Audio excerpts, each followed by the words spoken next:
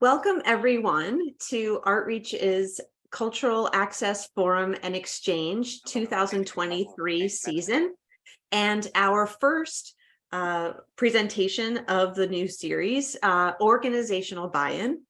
Thank you for being with us and supporting us through your donations.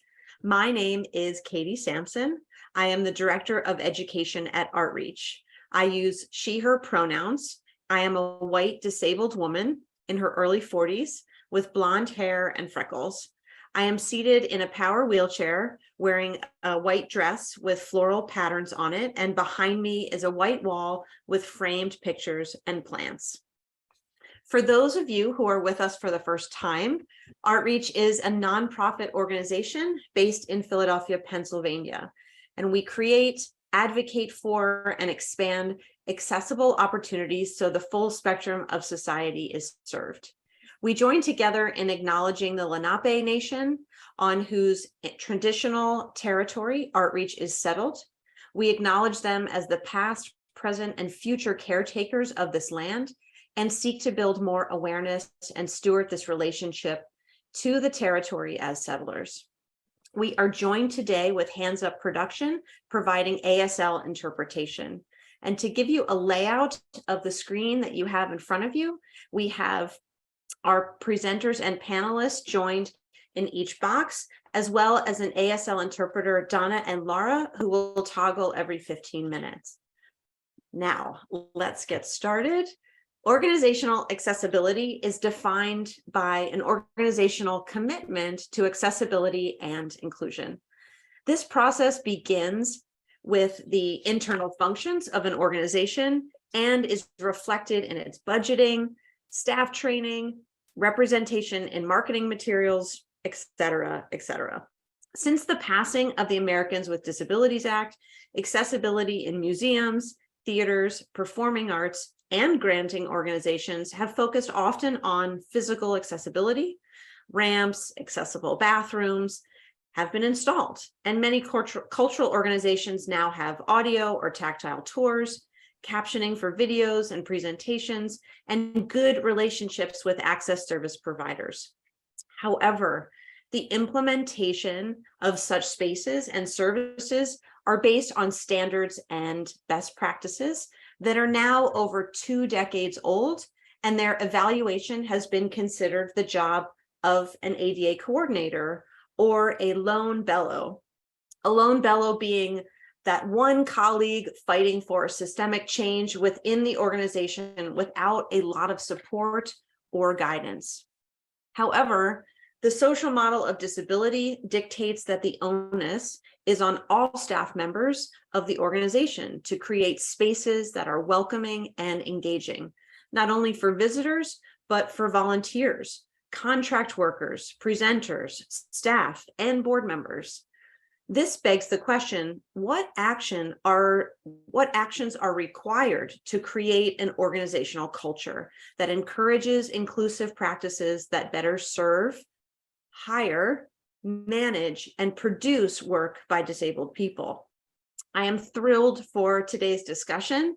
Each of our panelists today have been invited to guide us through their journey and discuss bringing awareness, programming, advocacy, and intentionality into their work. Each panelist will introduce themselves and tell us a bit about them and their current roles. But before we do that, I know this topic was going to bring about a great dialogue, and I couldn't think of anyone better and more apt to moderate this panel than Marcie Bramucci, who is Executive Artistic Director at Hedgerow Theater in Media, Pennsylvania, and has had years of experience finding buy-in in the theater community.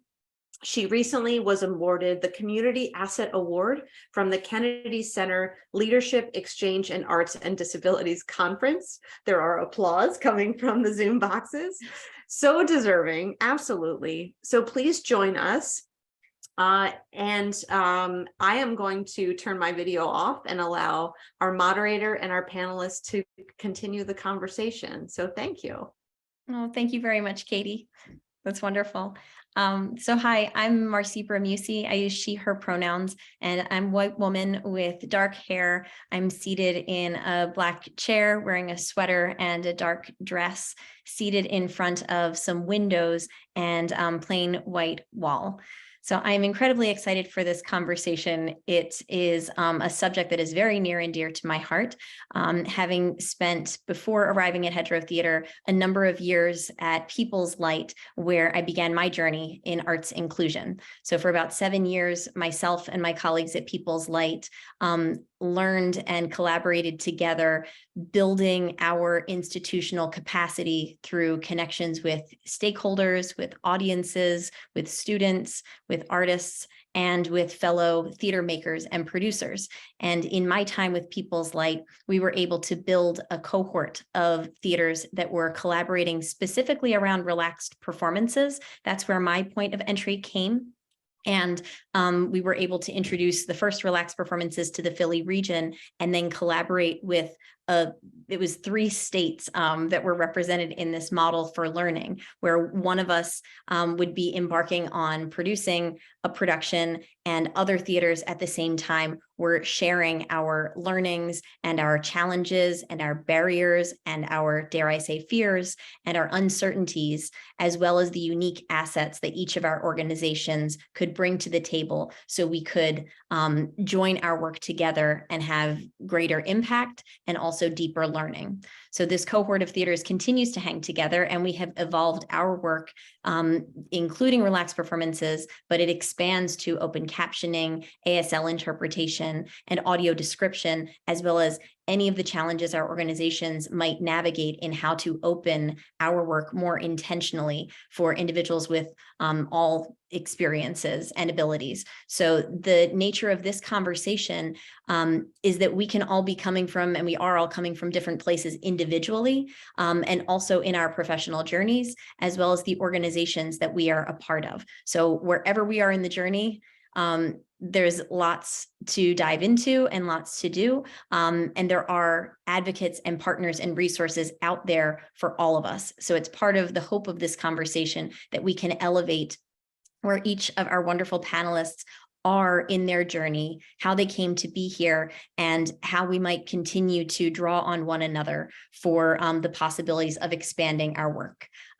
So the journey of organizational buy-in, it can begin anywhere within an organization. And the journey that we are all on is incredibly different and can change depending on I had been at People's Light for 7 years, and now I'm working with Hedgerow Theater Company. And so this organization is in an entirely different place in its journey, and that is to begin to launch inclusive programs. So wherever we are in our journey, we're all buckling up, and I'm really, really grateful to be here with this wonderful team. So I would like for each of our panelists to introduce themselves and to begin by sharing a bit about your individual journey in inclusive work.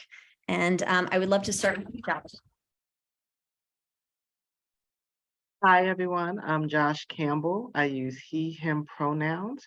I am wearing a red sweatshirt. I am of light brown skin complexion with a full beard that's not long, but it's low faded, with black glasses that have a gold rim piece on it.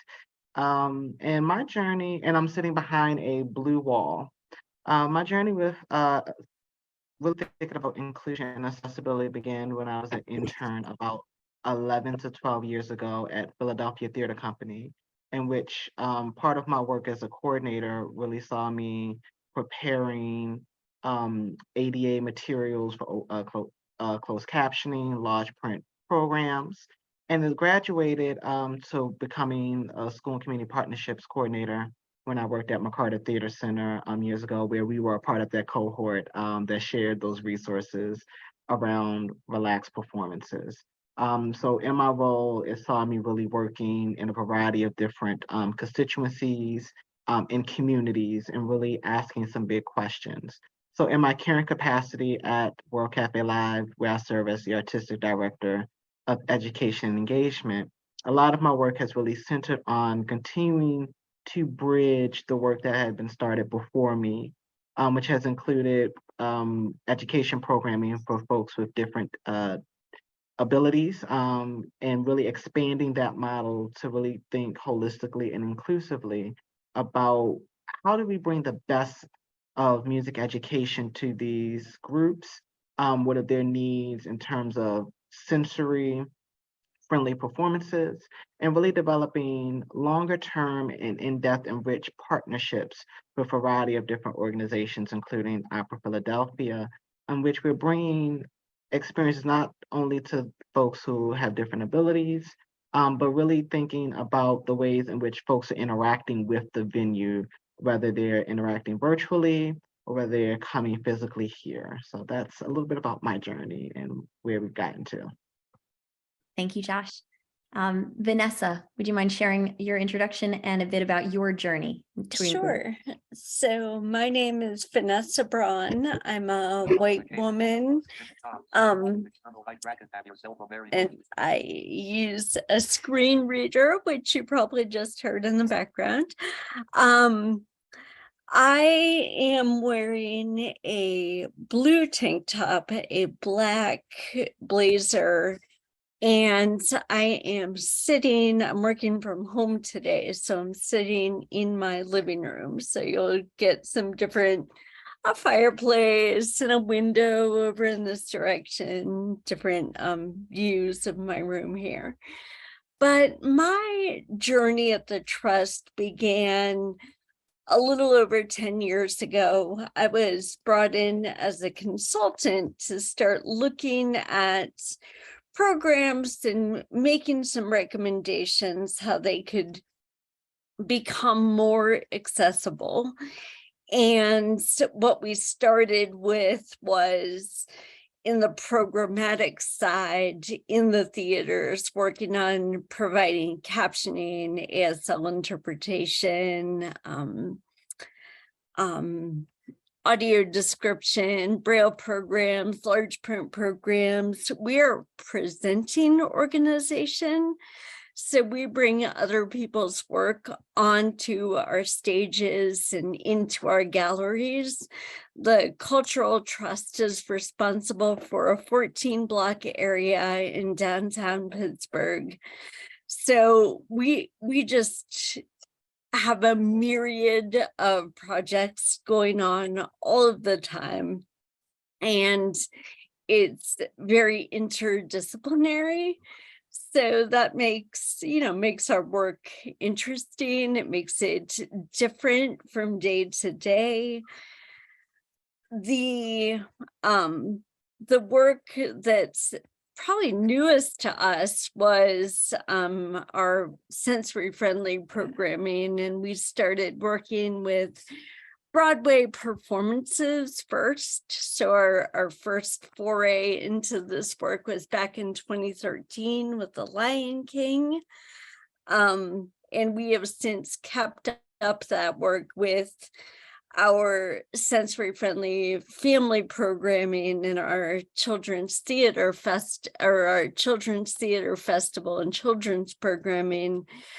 But one of the first projects I actually worked on when beginning at the Trust was building a ticketing pathway for wheelchair users to be able to buy their tickets online. So we started this project with our IT team and our Tessitura team, and it quickly caught on and became something that all theaters were doing. So we were pretty pleased to be on the forefront of that. The last thing I'll say is our organization, we work internally with all of our stakeholders there, our development office, our marketing team, our operations team, etc. But we've also brought together, much like Marcie, a cohort. We call them our Pittsburgh Arts Accessibility Peer Group. And these are professionals from around the city who work in museums and theaters and various other arts organizations. And it's a place for us to bring our success stories, our questions, our ideas to one another. And we've really built a really long-lasting group of organizations that have all bought into the need and desire for accessibility to be present in all of the work that we do. Thank you, Vanessa. And I have to say the Pittsburgh cohort was a huge inspiration for the Philadelphia area cohort to collaborate. So we thought, wow, if they can all work together and share this wonderful information, we have to catch up. So thank you very much, Vanessa. Can I also ask, we're keeping this conversation casual for sure. Vanessa, can I also ask if there's anything specifically that brought you to the trust? What was your, what led you there?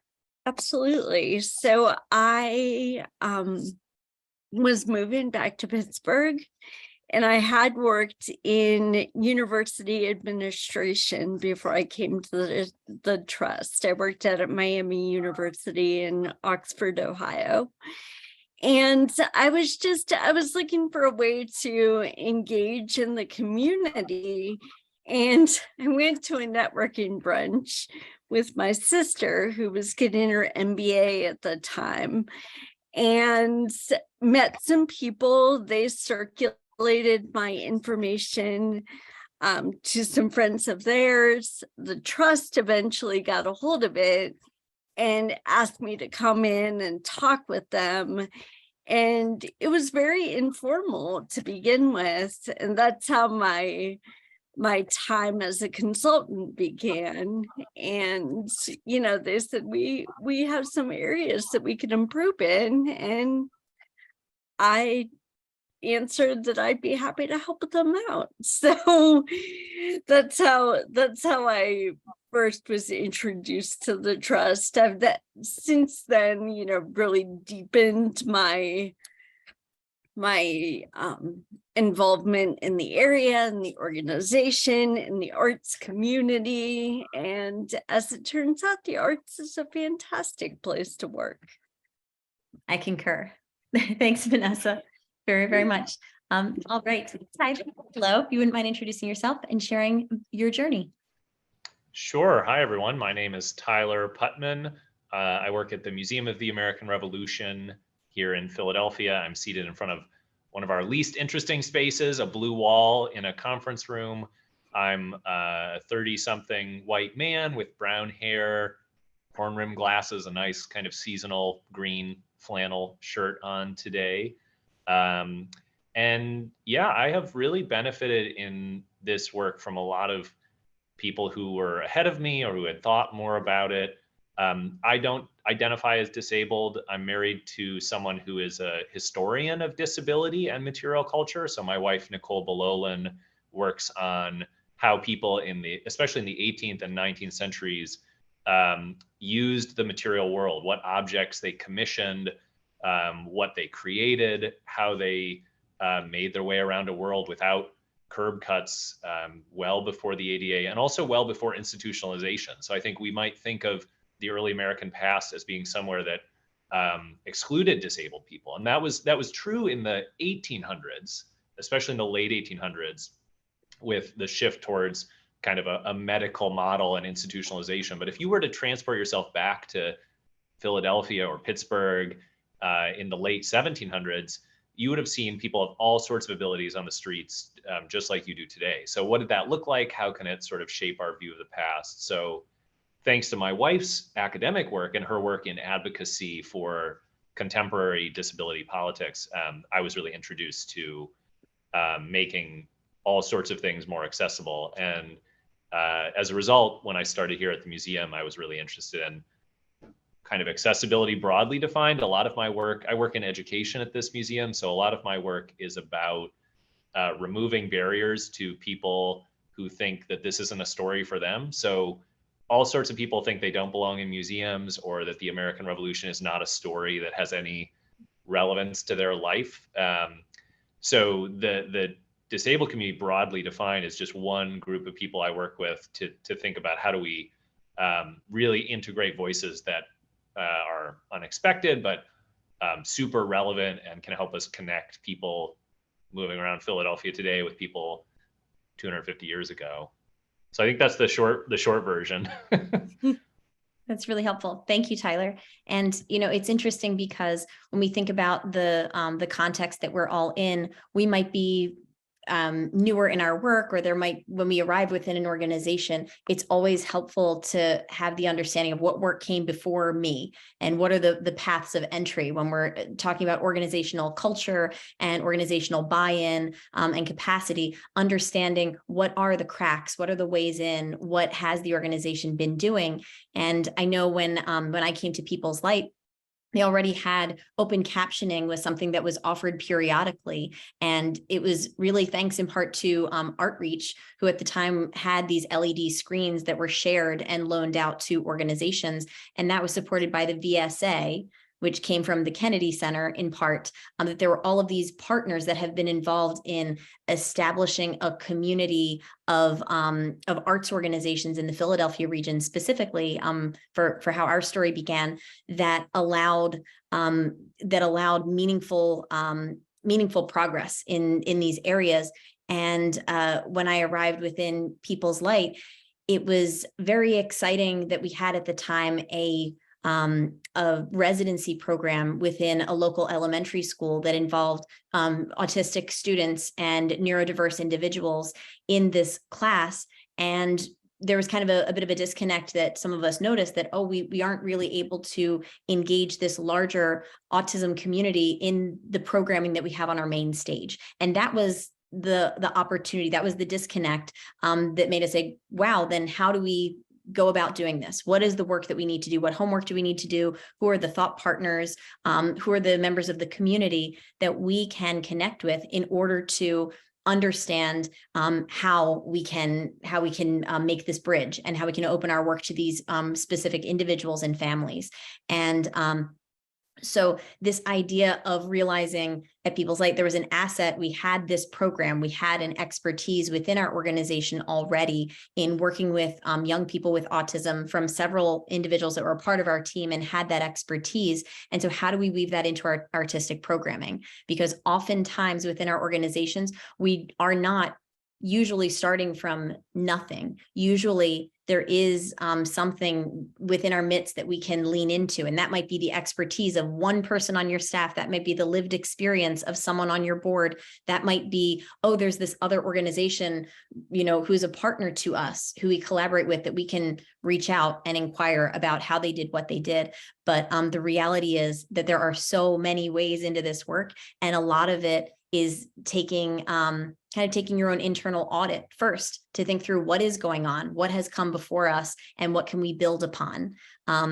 So if we can think about our organizations, and we did hear a bit about our organizations, it's wonderful that we have represented within us our different universes. That Vanessa, you have a whole conglomerate of arts organizations. There's visual arts, there's performing arts. We have interpretation and historic interpretation with the museum that Tyler is representing, and that with Josh, we have our performing arts and a whole array that's music education and the performance itself, that we're all drawing on a lot of different areas, which is great because, you know, the vantage points will be different for our various organizations. But Tyler, if you can share a little bit more about, you shared a bit about the programs that you currently have within the museum, and perhaps if you can also share one particular program that has evolved in your time within the organization. So if you can share a little bit of where are we? What are the things you guys have going on? And then walk us through the process. And I will go through and ask the same question of Josh and of Vanessa.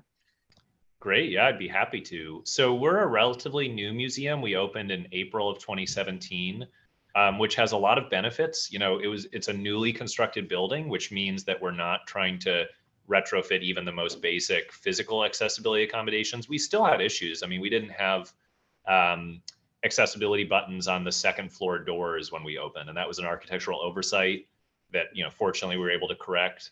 But, you know, we do have large elevators, accessible bathrooms. So that's something I'm regularly grateful for, having worked at other places or historic sites where, you have this financial, physical burden of trying to reshape a building or an experience to be even just to meet ADA, much less go beyond it. So when we opened, quite soon, we were really interested in accessibility in a variety of ways. We, for example, have staff who lead tours, sell tickets, operate the theaters. So we're able to train them in collaboration with organizations like Artreach and Philly Touch Tours, an organization that provides certification in autism sensitivity called IBC-ESS, with Clovernook School for the Blind in Ohio. So a big part for us was, I think a lot of us had a general sense that we wanted this to be an accessible place, and the galleries were built to have, for example, multi-sensory environments in them. You can touch, smell, walk around, handle replica objects. But we also thought a lot about printed collateral. We have a tactile guide that shows you where in the museum you can touch things. We're working now on a verbal descriptive tour and film narration that kind of translates what are very visual experiences into spoken word narration. And maybe the shortest version of this is that we immediately started to work with the communities we wanted to engage. So, as many people watching this on this panel will know, what I think might be the obvious first choice that must be most needed is not always what people need in a space. So we could generate a bunch of great printed material that we think is going to serve a deaf audience, and without collaborating with that audience, you might be completely off base with its actual utility. So that's been a great benefit, especially again of Artreach and Philly Touch Tours, of connecting with specific communities within the broad disabled community that we wanted to work with, or we thought we might be able to serve better. And you had also asked about kind of the evolution of a specific program. So maybe a good example is what we call our relaxed experience mornings, or our sensory friendly mornings. Currently, this is a monthly Sunday morning program where for about 2 hours, we change the settings of the museum. So whether you've been to the museum or not, it might be interesting to know that our galleries are incredibly rich with sound, light, smell, surfaces that are textured. They're also relatively dark and relatively loud. So on those mornings, we turn the lights up and we turn the sound off. And for some people, that's still not the ideal situation, but it's kind of the reverse of what you get normally. So if you operate better in bright lighting or in the absence of gunshots and horses neighing, this is a chance to do that. We have changed that program a lot. When it occurs, what sort of complementary we do, tours and handling objects in the space, what sort of printed collateral we use. We have a social story now, for example, which is a visual way of preparing folks who are going to visit the museum, to introduce them to, you're going to come through a set of glass doors. There's going to be a staff member in a blue polo who greets you. And that is often beneficial, especially for people on the autism spectrum, to sort of imagine an experience before they get there. And all of that has kind of evolved as we've done enough of these to get a sense of what could be better. Mm-hmm. So I hope that's a good example, but that's that. Yeah. That's a great example. And Tyler, do you have, can you speak to it, how you established organizational buy-in, or what organizational buy-in looked like for that particular program? What were some of the challenges, barriers that you were navigating? Yeah, I mean, I guess that's the big topic we're here to discuss. And when Artreach asked me to come in, I said, I have to be honest that I've really also benefited from a place where, for whatever odd reasons, culture is the way it is pretty open to accessibility. I've been places where you are actively working to change the culture, and that is a different experience. So I think we opened with kind of a general sense that this was an idea we were committed to, and it was more a question of how much money, on what timeline. We had some great staff members and former staff members, Naomi Gonzalez, Bailey Gamberg, who had been trained in accessible programs and really kind of took this on as their cause. And Then it became more about kind of, I think the most beneficial thing for us has been to have really good examples of what we wanted to do and connect people with the audience that they were serving, because it's a lot easier for someone has the power of the purse to question something if they don't have a good sense in their mind of what it's going to be, or if they've never met someone who would ever use this particular thing you're generating. So I mean, I just like to pull at people's heartstrings. So if you can give them something or a person that makes it easier to imagine, I think that's been really effective for us.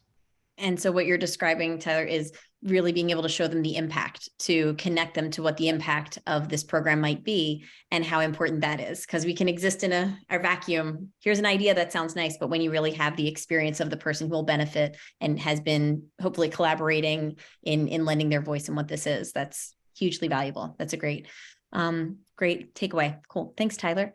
Let's see. Josh. Hello. Would you like to share a bit more? We've heard some about World Cafe Live. If you can share a little bit more about what inclusion looks like there, what accessible programming. I know you shared a bit, but also to take us through the journey of one program that you might be familiar with, and along the lines of what Tyler had shared about what organizational buy-in looked like on that particular project. Absolutely. This is Josh speaking. One of the interesting challenges I had with World Cafe Live in starting, because in looking at where we are globally compared to some organizations, I think we're really at the beginning of really reimagining what is possible. So when we talk about organizational buy-in, for me, the past, I've only been in this position close to 9 months now, 10 months. Is that it's really been centered around asking questions, dreaming big, and inviting people into the process of what is accessibility and having us define it for ourselves as an organization. Prior to me starting, we had embarked on some accessibility work. So we have our flagship program, Bridge Sessions, which I describe as NPR's Tiny Desk Concert meets a TED Talk, which participants come and enjoy an interactive music performance where they learn. One session focuses on the world of percussion, where they can learn and hear different percussion instruments around the world, to something called Rhythmic Body, where they can learn the intersection of music and rhythm and how it influences the human body. So in thinking about that kind of work, one of the biggest things I did upon starting was really to sit back and listen, to watch and observe the many different constituents that came through our building. Our work primarily focused on elementary and middle school students. And then when we launched a project, I believe, a song Everyone Can Sing, which was about between 2016 and 2018. In which we basically brought teaching artists into various constituency groups, which included schools, folks of different abilities. I believe it was folks who have some neurodivergencies, as well as folks who may have been blind, really bringing them together into a concert for the community. So in building upon that, what has been interesting for me is to think about, how do we expand? So it being a conversation with Outreach and think about, if you could change one thing about the work that we're doing and how we're doing it, what would it be and what would it look like? So for me, the one of the things I begin to implement with the Bridge Session in particular is expanding the experience, understanding that, yes, when we have folks come in for 75 minutes, what does a 2.5-hour day look like when we are inviting people in? Do we give them an hour-long music making workshop? And we tried it out and we found that it was very successful, and participants and constituents really wanted to engage in this model where they get the concert feeling, they get to talk to the artist, meet the artist, but they also get to do something. And so that's the one thing I've been really thinking about, that I've transformed in my work for a bunch of different organizations as a consultant. When we think about the work of system change, organizational buy-in, it's a 3-year process of the first year really being centered on understanding what are the systems of oppression, what are the barriers that cause people not to be able to engage really thinking critically about those questions, and that it's not a one training and I have it mentality. It is a year-long process of first really thinking through cultural humility. I don't know what I don't know. Year two is we're developing a baseline of competency where we have some training, we're still learning, we're still growing, and we're starting to implement things that shift the dynamic. And then year three is when you reach a level of cultural responsiveness where you know the system, you know how it works, we're rocking, we're rolling in the system, and that system change, especially within an organization, and when you're doing an organizational shift, isn't necessarily about throwing everything out. You don't throw the bathwater out, as my mom says. It's about saying, all right, what are the small things that we know that work? And let's fine tune them and invite people to the table. So a lot of my work here in reimagining what we do, which sees us with a partnership with Opera Philadelphia, where we're gonna bring in some of the Music Mountain Possible technology into the building and give folks an experience. I can't name the project just yet, we haven't announced it, but really bring in some of that work here. And what does it mean to expand? What happens when we have a poet here and we're providing folks in the community who are deaf an opportunity to experience poetry with assistance? What happens when we bring a really relaxed performance into the music venue and get that experience? So that's what I'm thinking about in our work here at World Cafe Live, is really centered around dreaming and reimagining and expanding our work. That's it. That's fantastic. Thanks, Josh. This is Marcie.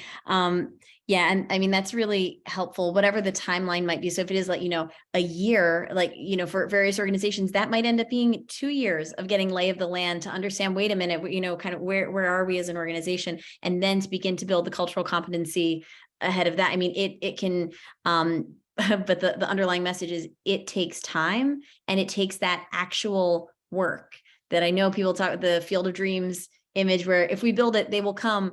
The idea that we all know within the disability community of nothing about us without us, that representation is so key. And when we're talking about building and organizational cultures, and how we build buy-in, we're talking about multiple constituencies, right? So who is this work for and with? Who is this work made with? And how are we co-creating that with the individuals that we hope will engage with it? So co-creation model of our services, but then we're also talking about working across our organizations, which we can have. There's, marketing departments and fundraising departments and production and the curatorial teams. All of these worlds have their own vocabularies, their own MO, and their own internal cultures within those departments, even if it's a department of one, so having these departments kind of sync up and understand how can we be opening our organizational culture to meet those communities where they are, and to be able to meet the work that is needing to take root. So Vanessa, when I turn to you, you are working with so many different organizations and many different ways of working. I am curious if you could share a bit about how you have seen, or how you might recommend establishing a culture of inclusion, or beginning to align either departments or organizations in this work. So I will kind of use our sensory friendly work in the Broadway space to kind of illustrate this first. And that is, so when we did our first, back then we called them autism friendly shows.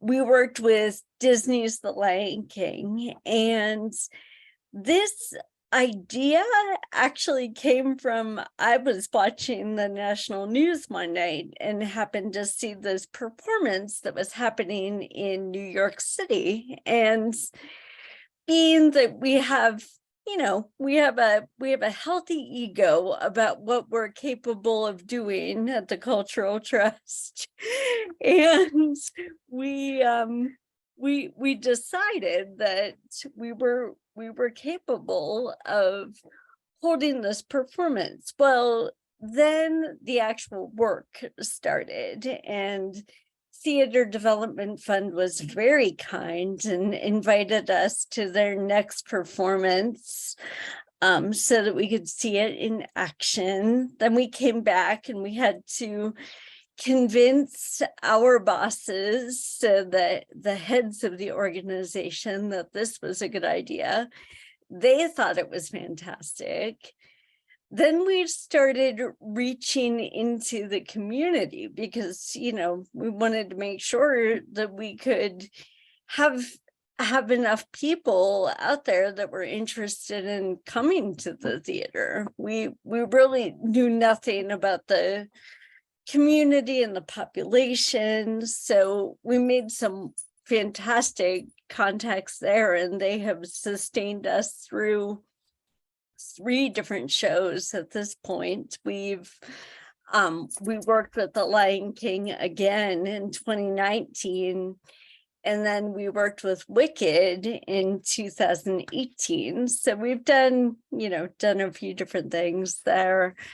With those Broadway shows, there's of course the crew and the cast, and we met with them to make sure that they understood that on a production side, they were going to be able to see people's faces in the audience, which they're not used to. And people might respond in different ways or clap or react at different times during the show, and to be ready for that. And some of them reported to us afterwards that this makes them feel like theater when they first started out in their careers, because it's not the night after night, I'm on tour with Wicked, I'm in the city for 3 weeks. The nights start to run together at a certain points, and these shows gave them the ability to kind of step back as artists and say, yeah, this is a new population. This is, a part of why I do what I do. I love theater. So anyway, hearing those kinds of reactions is always fantastic to hear as a planner of these events. But internally, I think our staff really came together from the operations side, from the marketing side, from the development side. Everyone had a piece in it, and they could feel complete ownership of their part in it. So in comparison to some of the other work that we do within the disability community with different facets of the population, providing audio description for a visually impaired audience, it just isn't the same kind of cross-organizational buy-in that has to happen for us to really launch one of these sensory-friendly Broadway shows. So that's sort of an example, kind of walking our way through how we did it. But even across the city, working with our different organizations, every time we have a big event, we enlist one another. So, for example, this coming weekend, our ballet, our Civic Light Opera, and our oh my god, what's the third one? Civic Light Opera, ballet, and symphony are all doing sensory friendly shows this coming weekend as a part of their Christmas, their holiday season, their holiday season performances. And a number of us will be at all of these shows to provide our supports and to share our list, share our audiences. We've already done that to help with marketing. There's a lot that you can do as a community to promote the work of your friends. And a lot of people are like, well, a lot of folks we meet from other cities are like, well, these people are your competition. What are you doing?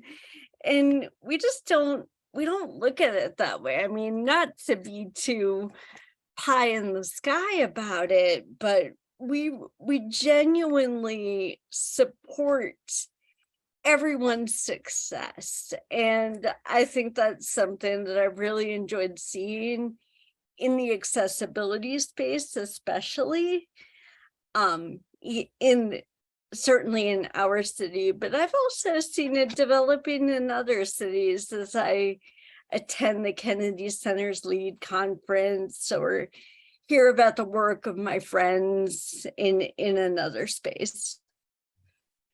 That's great. Thanks, Vanessa. And that's a huge point, this idea of raising all boats, right? The idea of if our organization offers one sensory friendly or relaxed performance and someone isn't available on that day, then they are entirely out of luck. And the idea of we're filling a need with our work, that our need is, folks are looking for arts and entertainment, if they're looking for a social experience, if they're looking for an opportunity to bring out the whole family, which oftentimes with this work, as we know, families can get split apart and one person goes in this direction, one person goes here, because we can't have a cohesive experience that works for all members of a family, perhaps. But the idea of offering these solutions to this community base that we are, an audience base we are hoping to build by saying, great, come and see this at our theater, come and see this at the symphony, the collaborative marketing and promotional strategy. I have seen that flourish. I've seen that really, really thrive within the work that I had done with the cohort members. And it's, really meaningful for these individuals and families who are looking for other programs that they can trust, because that's a huge thing. We know within the disability community, for individuals who are neurodiverse, individuals who are deaf, there is the level of trust that's needed in understanding, have you really done your homework? Are you ready for me? And once you have a vetted experience, I have found these individuals to be a hugely loyal audience, and they will come back and they will tell others. And it's something that goes 1-to-1-to-1 kind of ratio, but you need to build that initial trust. And the caution that I would put out there is for the theaters that's where my home base is theater, for the arts organizations that we're collaborating with to share in these promotional and marketing ways, let's connect with each other and make sure that we agree on certain things so that we know what is the shared experience going to be. When I go to this organization, is someone going to tell me in my pre-performance guide, I need to sit and be quiet? Because that is not what we put out there. And that's not what we agree to for our organization. We put out invitational language. I may get up and walk around. I may put on my headphones. It's invitational rather than telling someone what to do. And we make sure that the organizations we collaborate with and share promotional materials with, that we all agree to certain elements, which are what make it, for us, relaxed performance, or that make it an audio described performance. And there's a cohort of organizations that are currently working on audio description in our region for what is that shared quote unquote brand of experience that we can put out there. So it's a very, very helpful point, Vanessa, that you're making, and how we can, for capacity building, how are we growing this audience and building this audience? And I'd even say we've done collaborative postcards. Well, we all put our programming on the postcards and then we send it out to all of our lists. That's really helpful. And you also mentioned again, Vanessa, about the impact. So having folks experience what this is, the artists involved, to say, wow, this isn't business as usual with these performances. This is what reminds us of why we're doing what we're doing. And to go back to Tyler's initial point of having folks in proximity with the work is hugely important. So if you're talking about your production department, your marketing department, your artist, whatever departments may feel that they are further away from the work, how can you give them an experience where they're in proximity so that they get a sense of what the impact is, what the need is, and what the benefits are? When I was at People's Light, I would have folks from the finance department and I would say, hey, could you volunteer? Could you be here on Saturday and just, hang out in the chill space and keep an eye on things? I didn't necessarily need them to do that because we had volunteers, we had people, but I really wanted them to come on out and see what's going on. So give someone a job, give them a reason to come on out and experience the work firsthand to get them there. Because that's one of the hardest things for folks who might have resistance or not be ready to engage or not understand what all this, the offerings might be. Getting them there in person to experience it, whether it's within your organization or another organization, is really, really helpful, and can go a long way, because then that person understands what the impact is. I know with organizational buy-in, the folks who are around this, our lovely squares or rectangles of conversation in the Zoom room are folks who have worked with organizations that get it. You work with colleagues that are supportive, and we are doing things are in motion and momentum. I'm wondering what experiences, not naming names, but what experiences we might be able to draw on from maybe other organizations or other experiences in life where it's been harder for the activity to take root, and what recommendations you might have for how to build organizational buy-in when the culture is not there and the soil isn't yet fertile for this work. I see, Josh, you're nodding emphatically. I'm wondering if you have anything you'd like to start us off with. This is Josh. So what I'll say is, I really think about, I remember in my outside work, I'm a playwright, and I really remember sitting with a particular cultural leader, and he asked a question that he asks his board, which is, how do you listen?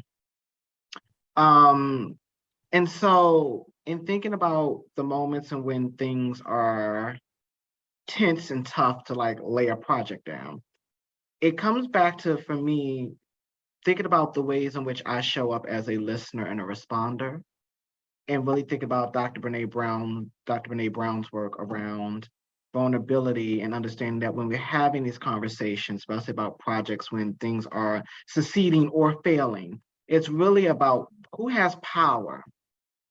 Especially when we're engaging with constituencies and communities and organizations, folks always have something to lose. Even if you have the most power in the situation, you still have something to lose based off of the success and failure of that. So the more that you can come to the table understanding everybody's positionality, adjacency to the issue, and its potential impact, I think is paramount and important. And then secondly, asking everyone, what is the one thing you need right now? What is the one idea that you have? What is the one vision that the one vision, I think is the perfect word, for a project you want to see to come to fruition? Because then it invites everyone to dream a little bit, and invites everyone to participate. Because I found that when we aren't being asked to dream, when we aren't being asked to have a question, or to give advice, whether we agree or disagree, and when we don't come into the room with an understanding of everyone's boundaries, what am I willing to give, what I'm willing to not give, right? I think that the moments that these initiatives have failed, and I use that in parentheses loosely, the moments when these initiatives they failed per se, was because we didn't set boundaries. We all weren't in agreement, and we weren't listening to the vulnerability that was present in the room of what we had to give and what we could lose. Thank you, Josh. Tyler, do you have an example or a reference point?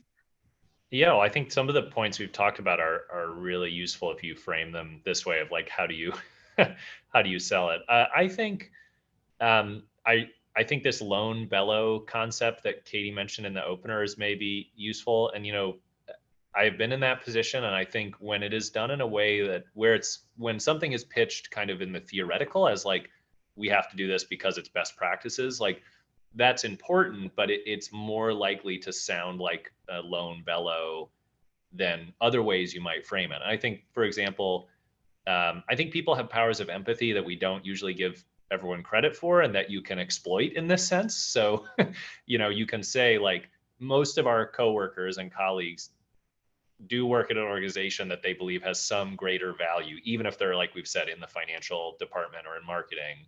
So if you can allow them a chance to imagine what it would be like to encounter that organization in the absence of abilities they have, imagine yourself seeing this play as a blind person, or imagine walking through this museum as someone with autism.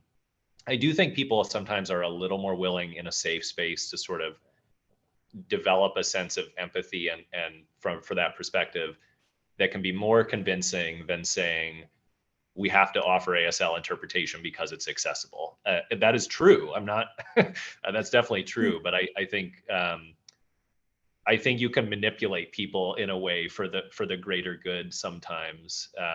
And I do think something else that's been mentioned is sharing credit. If your organization has even a modicum of accessibility success, the more that lone bellow can say, thanks to our financial team and our marketing team and our website team, the more everyone will feel like, okay, the door is cracked and a little bit of light has been shared, and the financial guy can take total credit if he wants. Like, I don't care, because it means we might do it again. Mm-hmm. That's great. And yeah, that marries with what Josh had shared too about, knowing where someone is coming from too. So like, and understanding like what can my contribution be, but what is it that someone is bringing to the table that needs to be heard and nurtured? Because maybe for the finance team, it could be a question of, well, we're concerned that it's not going to sell. We're worried financially, how much is this thing going to cost? And are we going to scare away audiences and that kind of thing? And then when you hear that, you can think, okay, well, when is the lowest, how can we mitigate that potential risk? And so for us at People's Light, we had done, we took a very low performing night. It was our holiday panto, and we took it was a Tuesday evening in January. We said, great, we've got the inventory. Let's test this out. We invited a lot of people to come. It was an icy night when you probably would have canceled the performance any other time. But because this was a new audience, we didn't know what people were going to expect. We went forward with the show and welcomed many, many people for a Tuesday night in January audience. It was very exciting to have audiences with us. And after that experience, we surveyed everyone we had spoken to and said, hey, you were able to come. Thanks for coming. You were not able to come. What was it that for you impacted? You knew what our ambition was. You knew what preparation we had done. What would have made this an experience that you could have attended? And of course, we heard from folks, well, if you had it on a weekend and at a time that was conducive to my family, and then all of these things would make it work. And so I brought that to our finance department and said, actually, more people would have come if we did this on a Saturday or a Sunday at 2. And lo and behold, the next year we were able to get that programmed in. But it's understanding where people are coming from, what their barriers might be, in order to address those internally as well, which is so incredibly helpful. Also going to lean into the point you made, Tyler, making people, lean into the empathy. What are the tools that we have?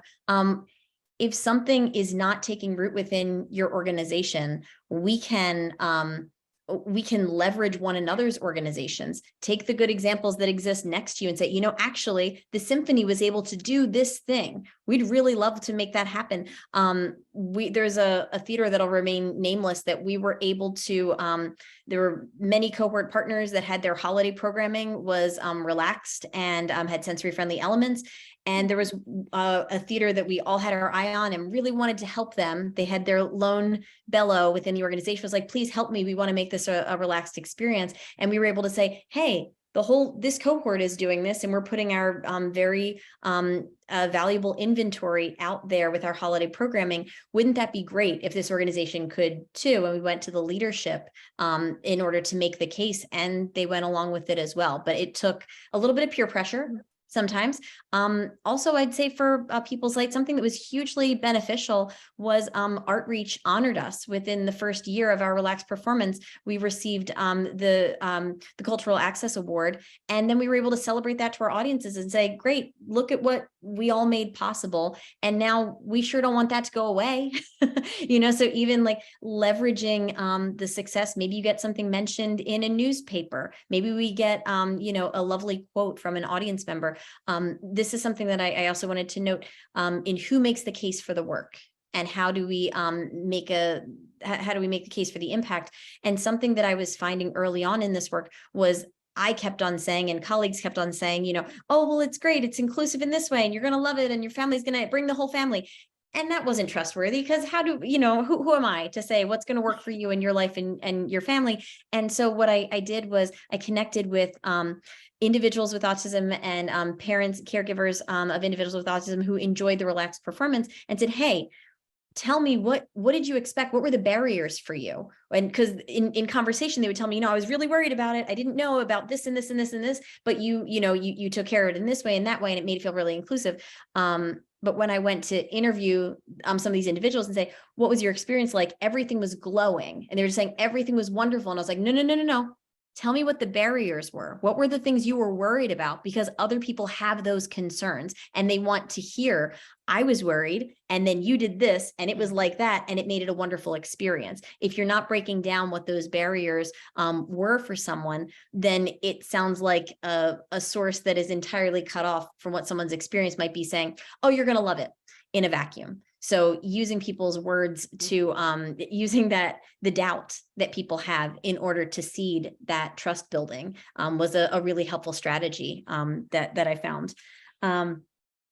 Let's see, the other thought for the case that we're making for this work. I mean, we can say, you know, there's the reason for like, well, we just should be doing it. But the reality is when we are not intentionally prioritizing communities, individuals with disabilities with very specific needs, if we are not intentionally working to include these individuals, then we are excluding them, whether it's intentional or not. People are left out. And to say, you know, what does that feel like as an organization that actively excludes, insert constituency here, that's an awful feeling. And that's not what we want to be doing as art makers. So that's a reality too, that by not intentionally centering, we are cutting people out of our work and making it making that inaccessible. So that's another of the cases. Vanessa, I'm curious of the cases and who makes the case for this work. How do we pitch the value of it? How do we make this take root, especially for potential non-believers or folks who have lots of reasons why it can't work? How do you bring people into the fold, and what recommendations might you have for how people can make a case for this work?